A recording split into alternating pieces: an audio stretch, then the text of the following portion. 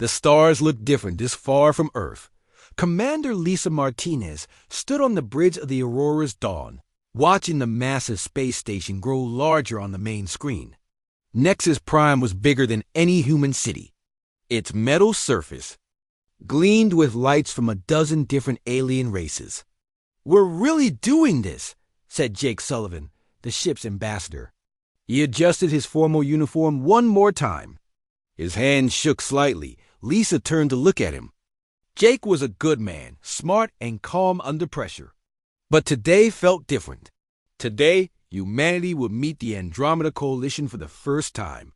12 alien races who had ruled this part of space for thousands of years. "Are you nervous?" Lisa asked. Jake smiled, but it didn't reach his eyes. "A little. These aliens think we're children playing with toys.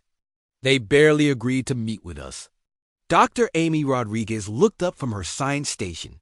She was the youngest officer on the bridge, but also the smartest. The Coalition's message was clear.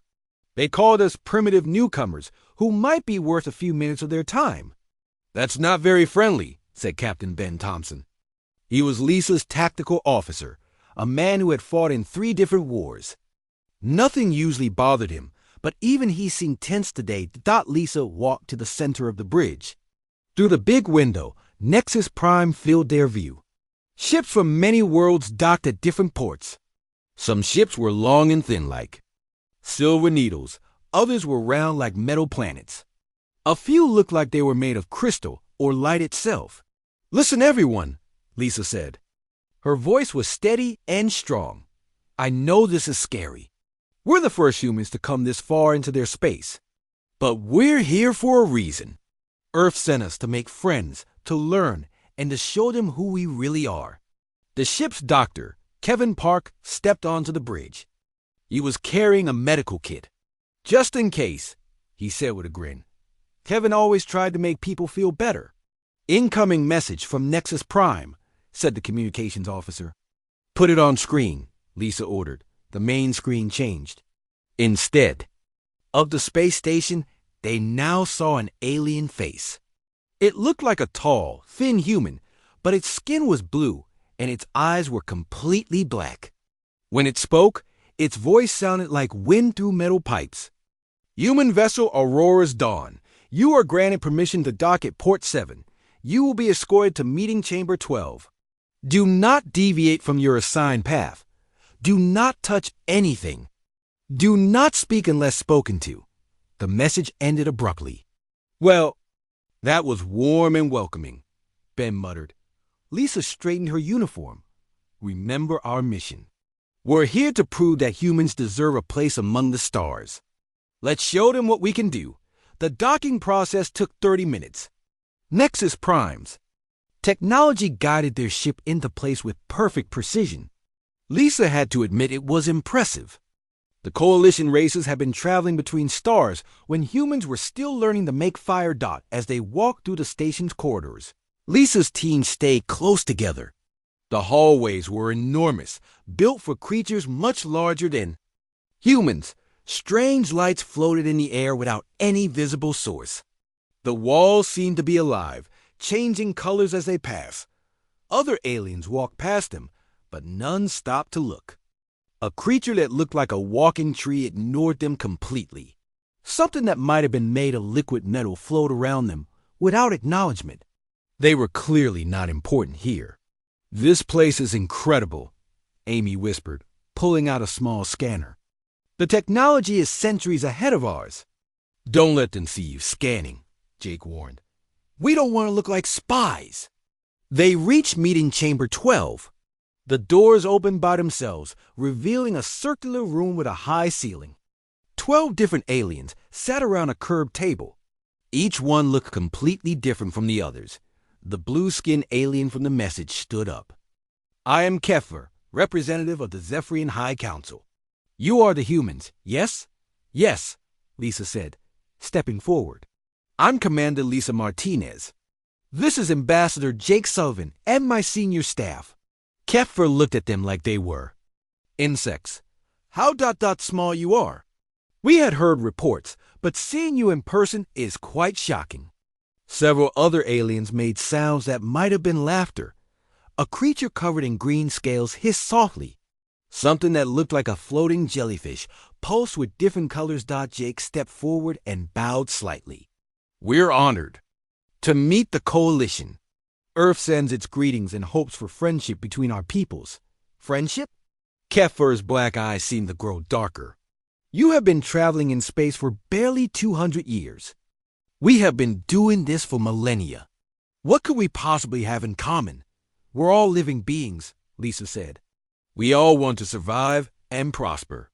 We all look up at the stars and wonder what's out there. A new alien spoke. This one looked like it was made of living crystal.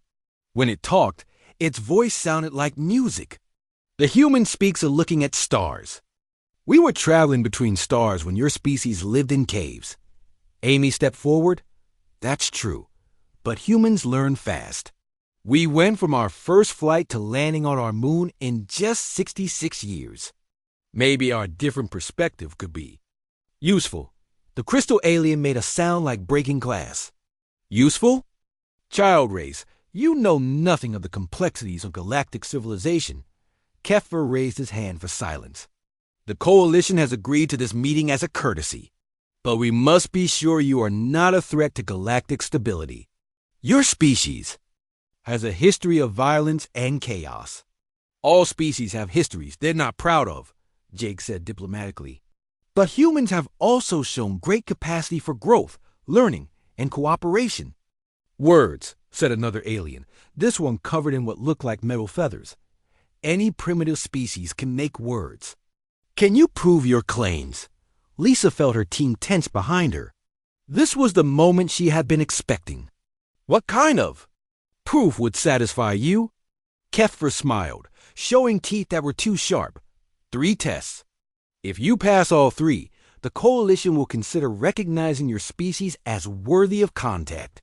If you fail even one, you will leave our space immediately and never return. What are the tests? Lisa asked.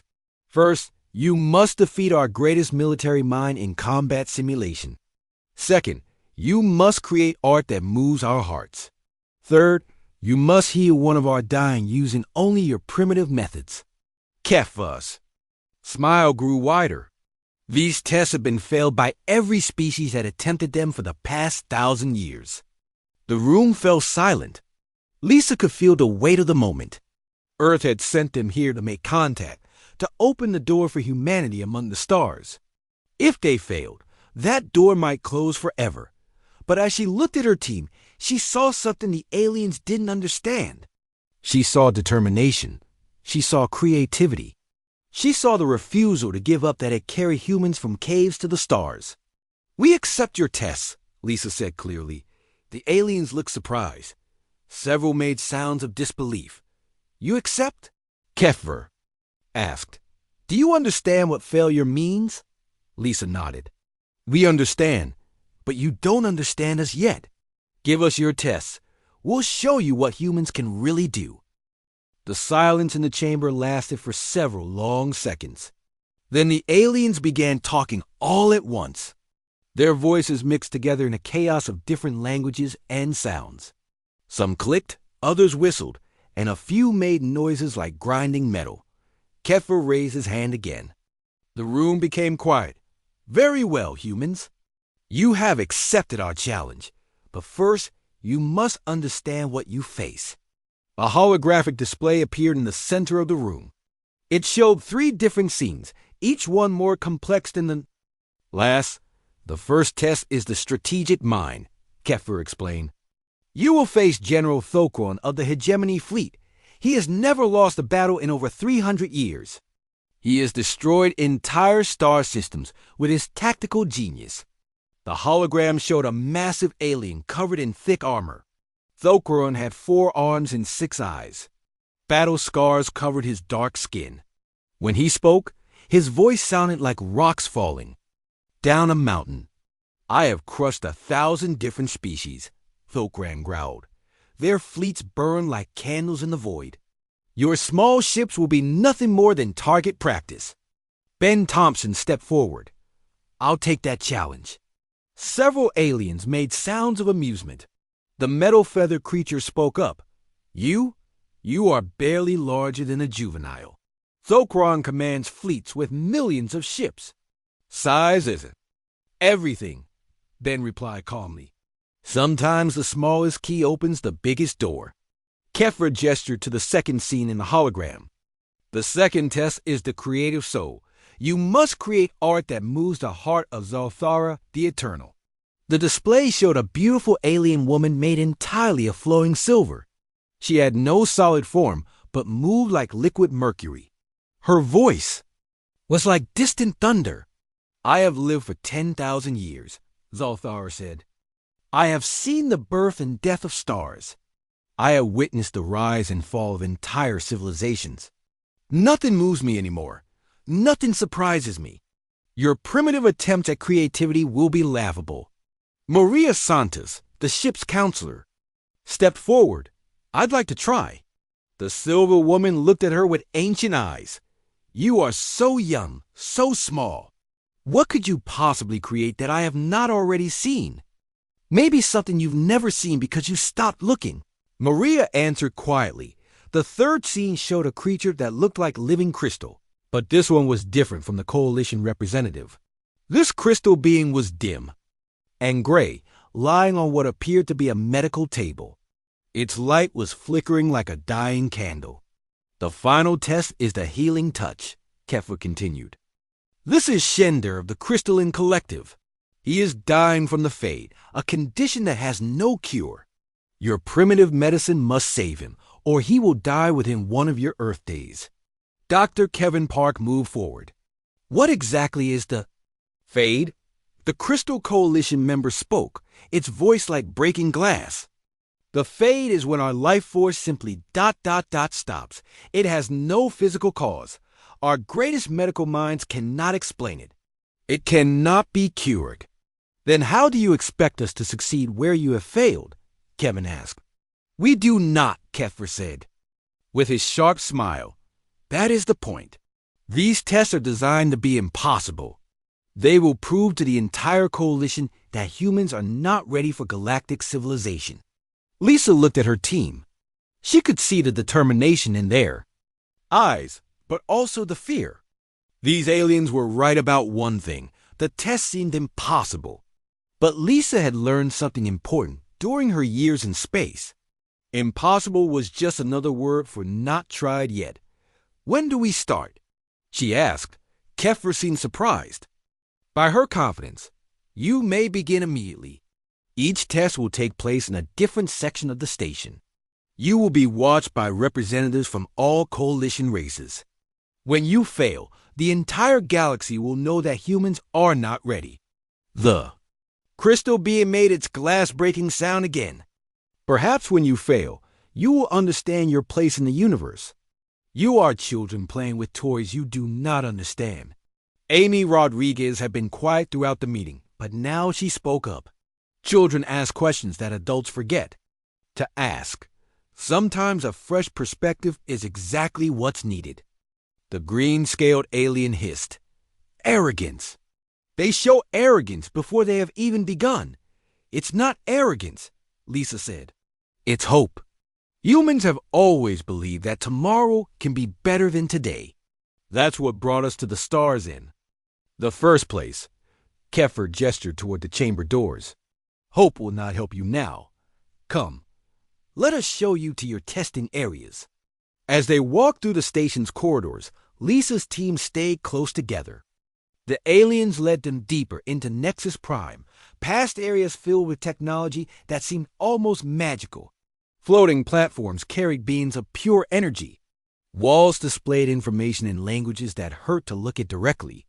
This place is amazing, Amy whispered, still scanning everything with her small device.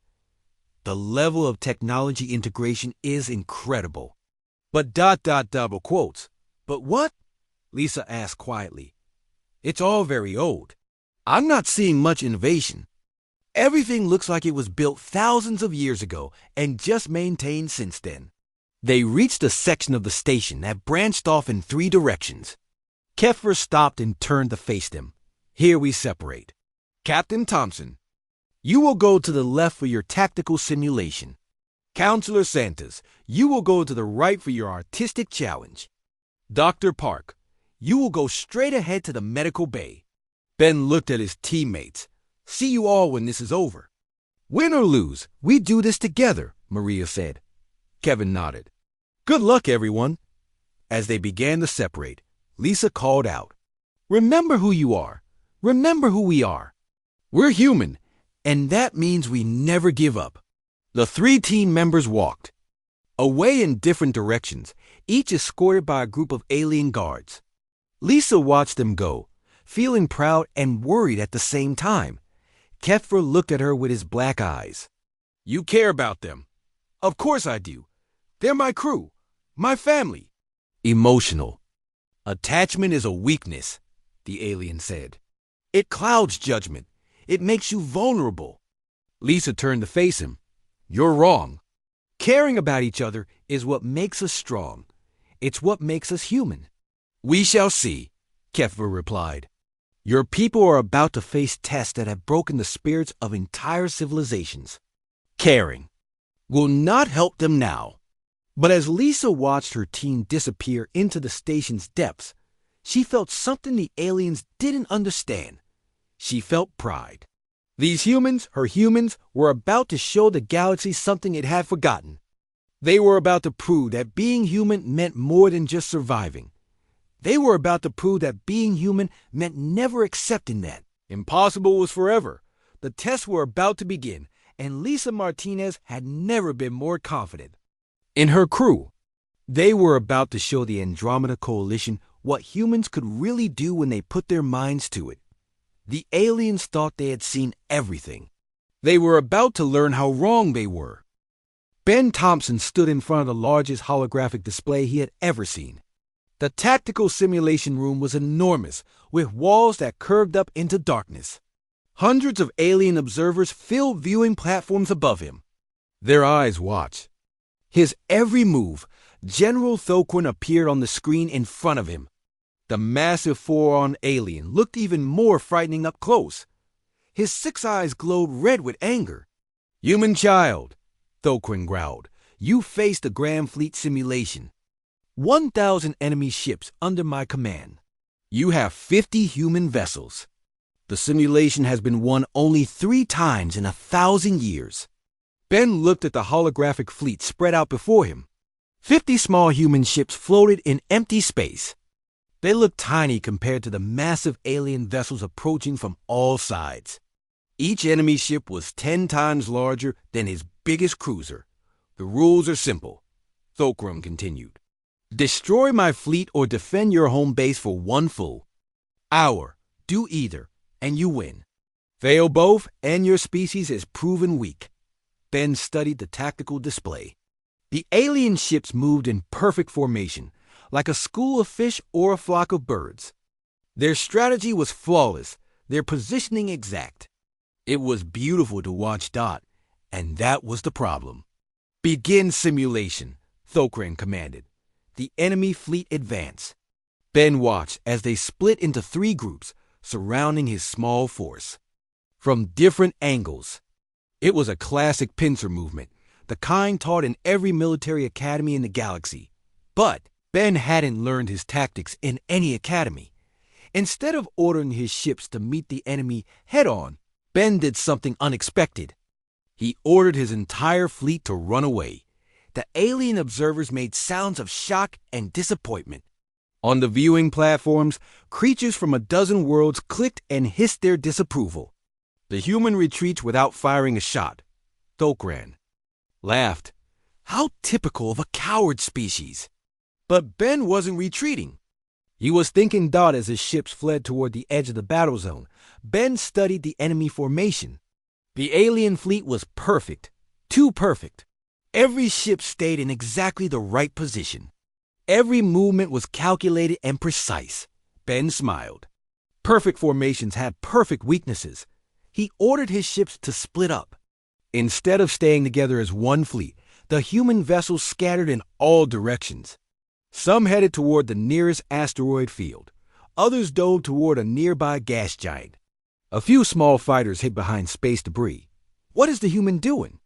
One alien observer asked.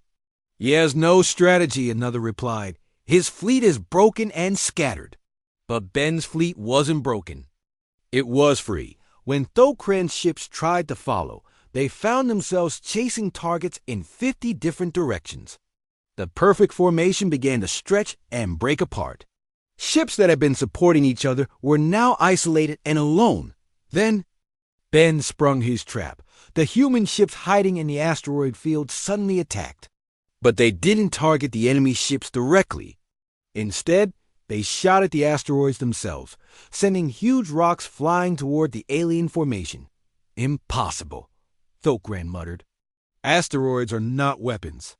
They are if you know how to use them, Ben said quietly. The alien ships had to break formation to avoid the flying rocks. As they did, Ben's other ships attacked from behind.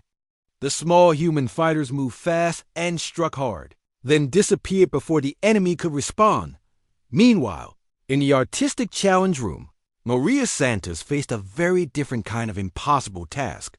Zolthar the Eternal floated before her like a silver ghost. The ancient being had lived for 10,000 years and claimed nothing could surprise her anymore. Show me your art, young human, Zolthar said in her voice like distant thunder. Show me something I have not seen in all my long existence. The room around them was filled with the greatest artworks from across the galaxy, sculptures that sang with their own voices, paintings that moved and changed as you watched them, music that could be seen as well as heard. Maria looked at all these wonders and felt very small. How could she, a simple human counselor, create something that would impress a being who had seen the birth of stars? Then she remembered something her grandmother had told her long ago. The most beautiful art comes from the heart, not from the hands. Maria sat down on the floor in the center of the room. She closed her eyes and began to speak. Once upon a time, she said simply, there was a little girl who was afraid of the dark. Zolthar made a sound like silver bells. A story? You offer me a children's story, but Maria continued. This little girl lived in a place where the lights went out every night. She would lie in her bed, scared and alone, listening to strange sounds in the darkness. As Maria spoke, she began to weave light patterns in the air with her hands. The room's holographic systems responded to her movements, creating simple images that matched her words. One night, the little girl decided she was tired of being afraid, so she got out of bed and walked into the darkness. As she walked, she discovered something amazing. The images in the air showed a small figure walking through shadows. The darkness wasn't empty. It was full of beautiful things she had never seen before. Stars that whispered secrets. Creatures of light that danced without making a sound. Entire worlds of wonder that only existed in the quiet, peaceful dark. Zolthar had grown very still. Her silver form had stopped moving. The little girl learned. That darkness wasn't something to fear. It was something to explore. And when she finally returned to her bed, she wasn't afraid anymore. Because she knew that even in the darkest night, there was always something beautiful waiting to be discovered. Maria opened her eyes and looked at the ancient being. Sometimes the simplest truths are the ones we forget first. In the medical bay, Dr. Kevin Park faced his own impossible challenge. The dying crystalline being Shender lay on a table made of pure energy. His crystal body was gray and dim, barely glowing with life. The alien doctors around him spoke in worried whispers. The fate has progressed too far, one said. His life force is almost gone. Kevin approached the crystal being slowly. He had studied the Coalition's medical files, but they offered no clues. According to their science, the fade had no physical cause and no known cure, but Kevin was thinking like a human doctor, not an alien one. He knelt beside Shender and placed his hand gently on the crystal surface. The alien doctors gasped in shock. Do not touch him, one warned. Physical contact could accelerate the fade. But Kevin ignored them. As his hand touched the crystal, he felt something unexpected. Shender wasn't just dying. He was lonely. How long have you been isolated? Kevin asked softly. The crystal being's voice was barely a whisper. Many cycles. The fade. Others fear they will catch it if they stay near me. Kevin nodded. On Earth, we have a saying. No one should die alone. He began to hum quietly, an old song his mother had sung to him as a child. As he hummed, other humans in the medical bay joined in. Soon the room was filled with gentle human voices singing together. The crystal beam began to glow brighter. Back in the tactical room, Ben's unconventional strategy was working. The alien fleet, designed to fight perfect battles against perfect enemies, couldn't adapt to human chaos and creativity. One by one, Thokran's ships fell to unexpected attacks and impossible maneuvers dotting the art room. Zolthar the Eternal was crying silver tears. In the medical bay, Shender's crystal body was glowing with renewed life. 3 impossible tests. 3 human solutions. The galaxy was about to learn that humans didn't just think outside the box. Sometimes they threw the box away entirely. The news of the human victories spread through Nexus Prime like wildfire. In the tactical simulation room, General Thokran stared at his defeated fleet in complete silence. His 6 eyes blinked slowly, as if he couldn't believe what he was seeing. Impossible, he whispered. No one has ever defeated the Grand Fleet simulation using such chaos. Ben Thompson stood calmly in front of the massive display. Around him, alien observers were making sounds of shock and confusion. Some were arguing with each other in languages that sounded like grinding metal or breaking glass. It wasn't chaos, Ben said quietly. It was adaptation. Your fleet was perfect for fighting other perfect fleets. But humans aren't perfect. We're flexible. In the art room, Zolthar the Eternal was still crying silver tears.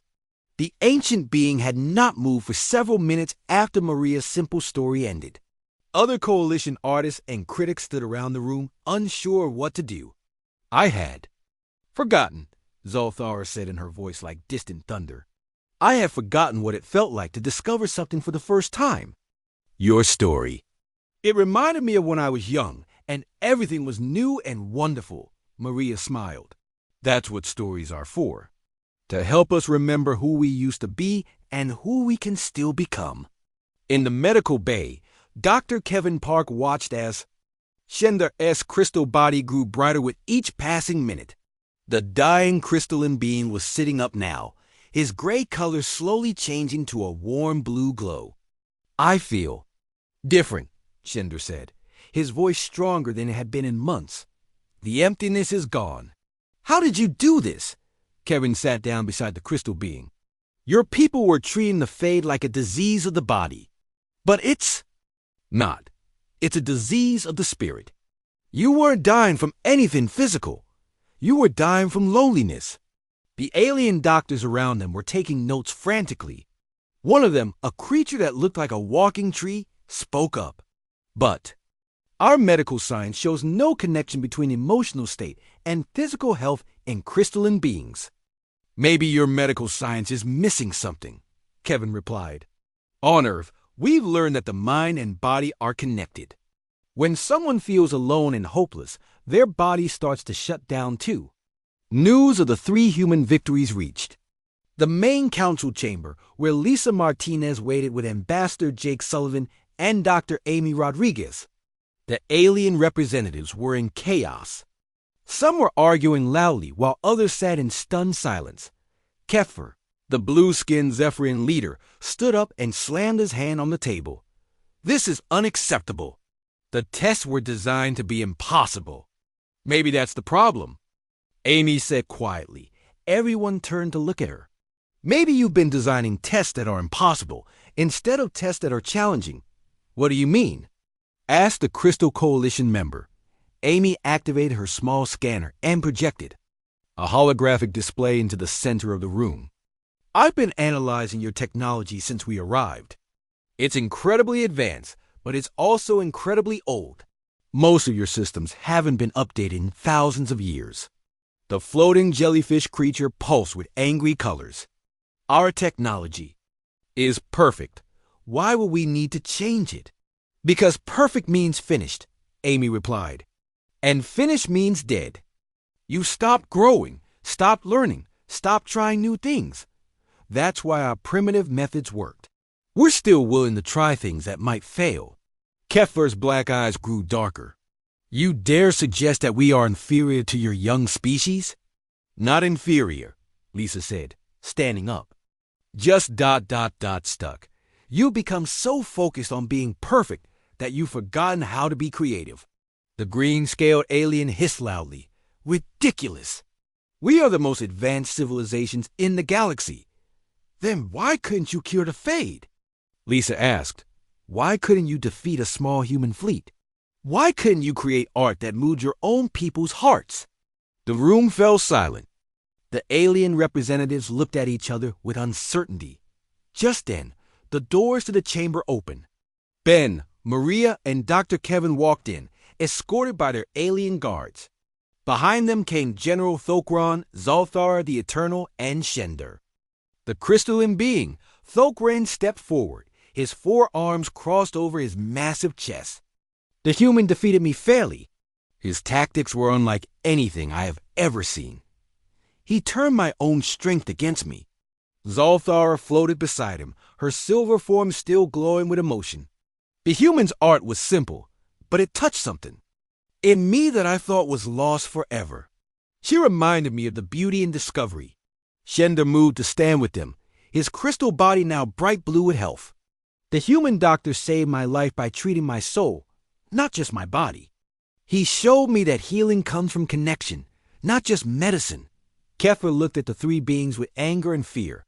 They used tricks, deception. These are not proper victories. They used innovation, Thokran corrected. Something we have forgotten how to do. But instead of accepting this truth, Kepler became more angry. No, I will not allow these primitive creatures to make fools of us. The tests were flawed. We must design new ones, harder ones. Several other coalition members nodded in agreement. The metal-feathered alien spoke up. Yes, tests that cannot be won through trickery. Lisa felt her heart sink. Even faced with clear evidence of human capability, the coalition leadership refused to accept it.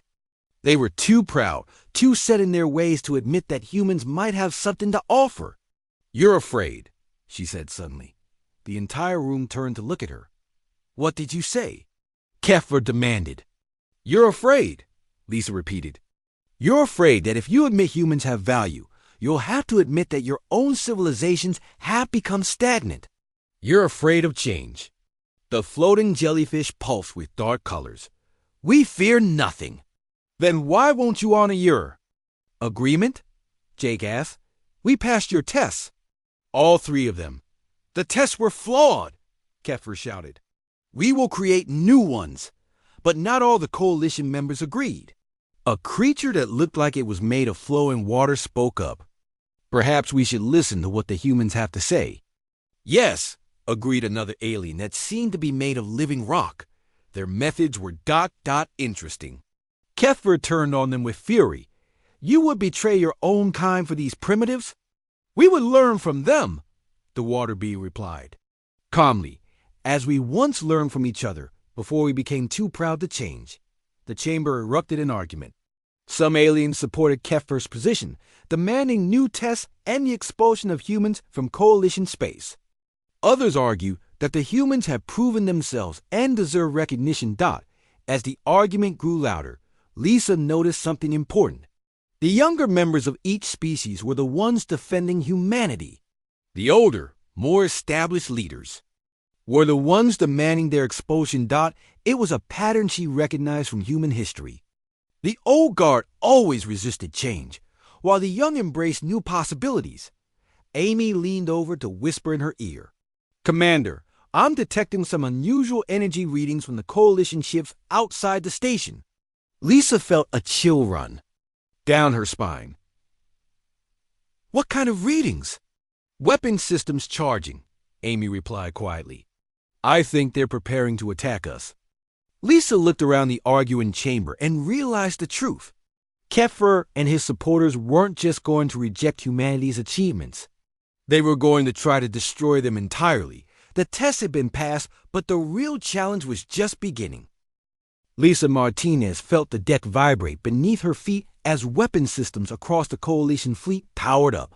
Through the chamber's large windows, she could see the running lights of hundreds of alien warships forming an attack formation around Nexus Prime. "Commander," Amy whispered urgently, "I'm reading energy signatures from at least 300 ships. They're targeting our vessel." Keffer stood at the center of the arguing Coalition representatives, his black eyes burning with fury. "Enough," he shouted. "The human contamination ends here and now. Their dangerous ideas will not spread throughout our perfect civilization." The water being that had spoken in defense of humanity stepped forward. "Keffer, this is madness. They passed your tests fairly." "The tests were compromised," Keffer replied.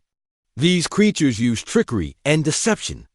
They are a threat to everything we have built." General Thokran, still standing beside the humans, crossed his four massive arms. "I saw no trickery. I saw innovation. The human fought with honor and creativity." "You were defeated by primitives," the metal-feathered alien hissed at Thokran. "Your shame has clouded your judgment."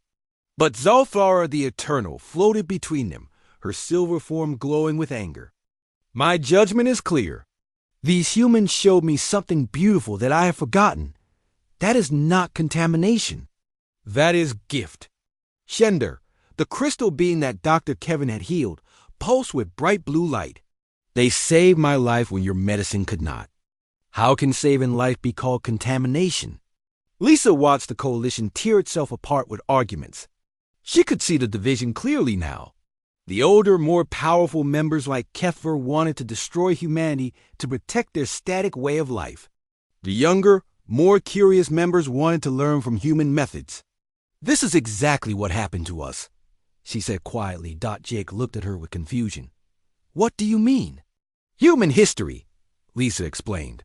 "Every time we made progress, the old ways fought against the new ones. Every revolution, every discovery, every step forward was opposed by those who benefited from keeping things the same." Dr. Kevin nodded in understanding. "Fear of change is universal. It seems. Not just fear," Maria added. "Fear of losing power. If these aliens admit that humans have valuable ideas, they have to admit that their own leadership might be wrong about other things too." Amy's scanner beeped urgently. "Commander, the weapons are almost fully charged. We need to get back to our ship." But Keffer heard her. "No one leaves the station. The human vessel will be destroyed, and all aboard will die with it. The contamination must be completely eliminated. You would murder innocents to protect your pride. Ask the rock being that had supported humanity. I would eliminate a disease before it spreads." Keffer replied coldly. Lisa felt anger building inside her, but she forced herself to stay calm. Getting angry would only prove Keffer's point about humans being primitive and violent. "You're making a mistake," she said clearly. "We came here in peace. We passed your tests. We proved that we can contribute to galactic civilization. And now you want to kill us because we succeeded. Your success proves nothing except that our tests were flawed," the metal-feathered alien declared. "No," said a new voice. Everyone turned to see a young Zephyrian entering the chamber. He looked like Keffer, but smaller, and with bright purple eyes instead of black ones. "Your success proves that we have become too rigid, too afraid of new ideas." Keffer's face twisted with rage. "Veltar, you dare enter this sacred chamber without permission?" The young Zephyrian Veltar stood straight and proud. "I am a representative of the Zephyrian Youth Council. We have been watching these proceedings, and we disagree with your actions." "You are children," Keffer spat. "You understand nothing." "We understand that progress requires change," Veltar replied. "And we understand that these humans have shown us possibilities we never considered." Other young aliens began entering the chamber. A small crystal being that glowed with rainbow colors. A water creature that moved like liquid music.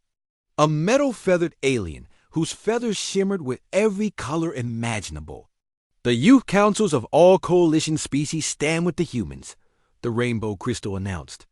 Kefir looked around at the growing crowd of young aliens with horror. This is rebellion, treason. This is evolution, Veltar said calmly. Something your generation has forgotten how to do. Ben Thompson stepped forward. Sir, with respect, your people aren't our enemy. Fear is? Fear of change? Fear of new ideas? Fear of admitting that there might be better ways to do things. Your military techniques were cruel but effective, the young metal-feathered alien said to Ben. Our war colleges are already studying your tactics. Maria found herself surrounded by young coalition artists. Your story was so simple, yet so powerful, one said. We want to learn how to create art that touches the heart instead of just impressing the mind. Dr. Kevin was approached by several young alien medical students. Your healing methods focus on the whole being, not just the symptoms, a young crystal being said. This could revolutionize medicine across the galaxy. As more young aliens filled the chamber, Lisa began to understand what was really happening. The humans hadn't just passed 3 tests. They had sparked something much more important, a revolution of ideas. You see what you have done? Kefir accused Lisa. You have poisoned our youth with your dangerous notions.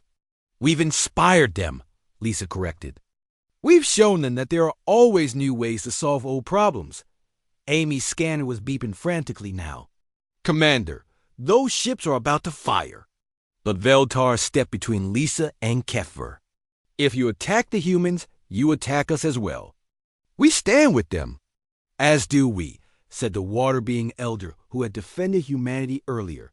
And us, added Dokrin. The Crystalline Collective supports the humans, Shender announced. More and more coalition members were choosing sides. Lisa could see the split clearly now. About half the representatives supported Kefir's hardline position. The other half, led by younger members and more progressive elders, supported humanity.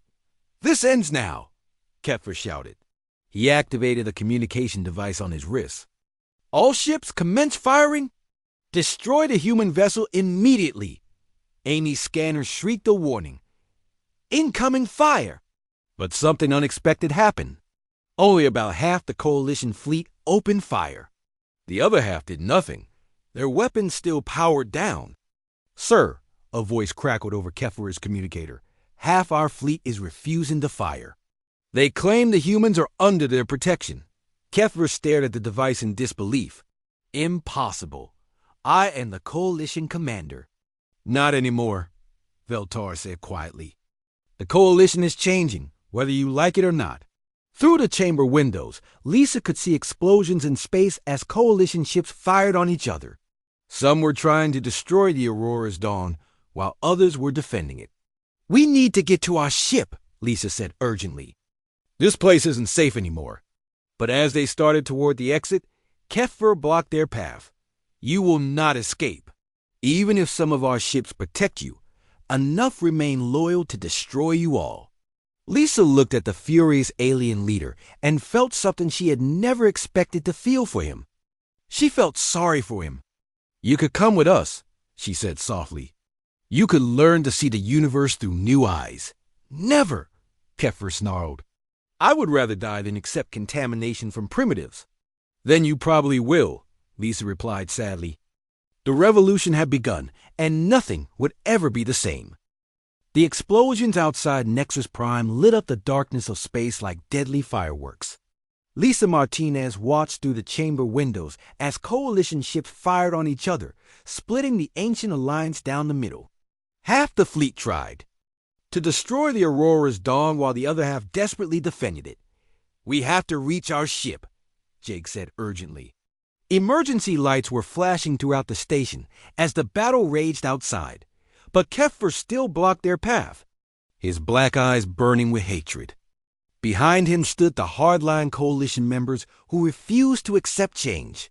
In front of Lisa stood the progressive aliens and the youth councils who had embraced human ideas. This is your doing, Kefir accused Lisa. You have destroyed thousands of years of peace and stability. We've given you a chance to grow, Lisa replied. peace built on fear isn't real peace. It's just delayed conflict. Amy's scanner beeped with new warnings. Commander, I'm detecting massive energy buildups across the station. The weapons fire is damaging Nexus Prime's power systems. Veltar, the young Zephyrian, step forward. The station's shields are failing. If this battle continues, Nexus Prime itself will be destroyed. Then so be it, Kefir snarled. Better to die pure than live contaminated. Lisa stared at him in shock. You would destroy your own capital station just to kill us? To kill the infection you represent, yes. Dr. Kevin moved to Lisa's side. He's not thinking clearly. Fear has taken over his mind completely. Fear makes people do terrible things, Maria added softly. But so does hope. We need to give these people something better to believe in. Lisa looked around the divided chamber. Young aliens huddled together on one side, while older, more traditional representatives glared at them from the other. Between them stood beings like General Thokron, Zalthara, and Shender, individuals who had experienced human innovation firsthand and been changed by it. An idea began forming in Lisa's mind. It was risky, maybe even crazy. But sometimes crazy ideas were exactly what the situation needed. I want to speak to everyone, she announced loudly. Not just the coalition representatives. Everyone on this station. Impossible, Kefir sneered. You are prisoners now. But Veltar was already activating the station's communication system. The communication array is still functioning. You can broadcast throughout Nexus Prime. Amy quickly connected her scanner to the alien system. You're live, Commander. The entire station can hear you. Lisa took a deep breath. Outside, the space. Battle continued, with ships exploding and debris flying in all directions. Inside, hundreds of thousands of beings from across the galaxy waited to hear what she would say. My name is Lisa Martinez, she began. I'm a human being from a small planet called Earth. 3 days ago, my people were strangers to all of you. Today, we're standing in the middle of a war that we never wanted. Her voice echoed through the vast station. In corridors and chambers. Throughout Nexus Prime, aliens stopped what they were doing to listen. Some of you think humans are primitive and dangerous. Others think we might have something valuable to offer. The truth is, we're just people trying to find our place in the universe, like everyone else. Kefir tried to interrupt, but Veltar and the other young aliens formed a protective circle around Lisa. Your leaders gave us 3 impossible tests, Lisa continued. They expected us to fail. When we succeeded, they decided the tests must be flawed. When we proved we could contribute to your civilization, they declared us a contamination that had to be eliminated. The explosions outside were getting closer now. The station shuddered as a coalition ship crashed into one of the outer docking rings. But here's what they don't understand. Humans don't succeed because we're better than anyone else. We succeed because we refuse to give up. We succeed because we believe tomorrow can be better than today. And most importantly, we succeed because we know that no one succeeds alone. Lisa gestured to the aliens around her. Look at what's happened here. Your own people are fighting each other because some of them want to grow and learn, while others want everything to stay exactly the same forever. That's not our fault. That's a choice each of you has to make for yourself. Amy's scanner showed that the station's main power core was becoming unstable. They had maybe 10 minutes before Nexus Prime suffered catastrophic failure. We came here hoping to make friends, Lisa said. We found something better. We found people who remember what it means to dream, to hope, to try new things even when they might not work. Zalthara floated forward, her silver form glowing with emotion. The human speaks truth. I had forgotten the joy of discovery until their simple story reminded me. Shender's crystal body pulsed with blue light. They saved my life by caring. When others had given up hope, General Thokron's massive voice boomed through the chamber. They defeated me by thinking in ways I never imagined possible. And now, Lisa continued, you have a choice. You can destroy everything in fear of change, or you can build something new together. You can let the old divisions tear you apart, or you can create a future where different ideas make everyone stronger. The space battle was beginning to shift. More and more coalition ships were stopping their attacks as crews listened to Lisa's broadcast. Some were even turning their weapons on Kefir's hardline forces. The human lies! Kefir shouted, but his voice was drowned out by supporting calls from across the station. "She speaks for us!" came a voice from the Crystalline Youth Council. "For all of us who want something better," added a young water being. Amy's scanner showed something incredible. Throughout Nexus Prime, beings were leaving their quarters and workstations. They were gathering in the main corridors, walking toward the central command chamber where Lisa stood. "Commander," Amy whispered, "I'm reading massive population movements throughout the station. Thousands of beings are heading this way." Through the chamber's entrance came a steady stream of aliens, young and old, from every species in the coalition. They filled the enormous room until there was barely space to move. "You see," Lisa said, looking directly at Kefir. "You can't stop an idea whose time has come. Change isn't contamination. It's life." The hardline coalition leaders found themselves surrounded by their own people, many of whom were no longer willing to follow the old ways. "This is treason," Kefir whispered. "This is evolution," Veltar replied. Outside, the last of the hardline ships were being overwhelmed. The battle was ending, but not the way Kefir had planned. Amy worked frantically at her scanner. "I've got communication with the Aurora's Dawn. Captain Rodriguez reports that friendly coalition ships are escorting us to safety. Dr. Kevin was treating injured aliens who had been hurt in the fighting. Commander, I'm seeing something amazing here. Different species are working together to help each other. They're sharing medical knowledge, combining their techniques with human methods." Maria was surrounded by young coalition artists who were eager to learn new ways of creative expression. "They want to tell their own stories," she said with wonder. "Stories about hope and change and working together." Ben was deep in conversation with military officers from a dozen different species.